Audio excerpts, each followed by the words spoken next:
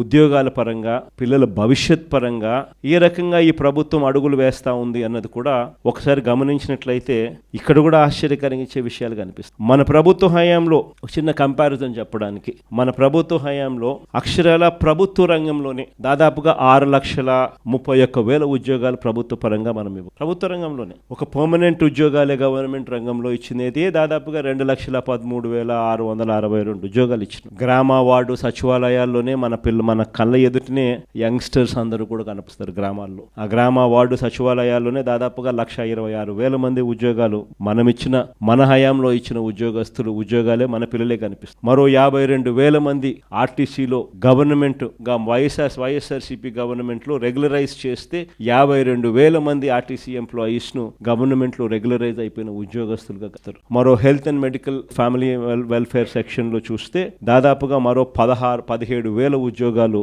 అక్కడ కూడా మనం ఇచ్చి జీరో వేకెన్సీ పాలసీ తీసుకొని వచ్చి ప్రతి హాస్పిటల్లోనూ కూడా స్పెషలిస్ట్ డాక్టర్ల కొరతలు నేషనల్ లెవెల్లో 61% డెఫిసిట్ ఉంటే ఆంధ్ర రాష్ట్రంలోకి వచ్చేసరికి కేవలం 4% మాత్రమే స్పెషలిస్ట్ డాక్టర్లు గవర్నమెంట్ హాస్పిటల్లో అవైలబిలిటీ సంఖ్య. ఆ రకంగా మరో 17,000 మందిని రిక్రూట్ చేసినాం. స్కూల్ ఎడ్యుకేషన్లో దాదాపుగా మరో 10,300 మంది పోస్టులు అక్కడ క్రియేట్ చేసి 1998 2008 డిఎస్సి లాంటి ప్రాబ్లమ్స్ అన్ని కూడా సాల్వ్ చేస్తూ 2019 DSC 2023 DSC 2023 KGBV triple IT ఇవన్నీ కలుపుకుంటే దాదాపుగా మరో 10,300 ఉద్యోగాలు స్కూల్ ఎడ్యుకేషన్లో ఇవన్నీ కూడా ప్యాక్ చేసి, ఇవి కాక కళ్ళ ఎదుట కనిపించే గవర్నమెంట్ సెక్టర్లో 2,66,000 మంది వాలంటీర్లు కనిపిస్తారు. ఆప్కాస్ లో మరో 1,00,000 మంది కనిపిస్తారు. బ్రేవరేజెస్ కార్పొరేషన్ లో మరో 18,000 మంది కనిపించేవారు. రేషన్ ఎండియూస్ మొబైల్ డిస్పెన్సింగ్ యూనిట్స్ లో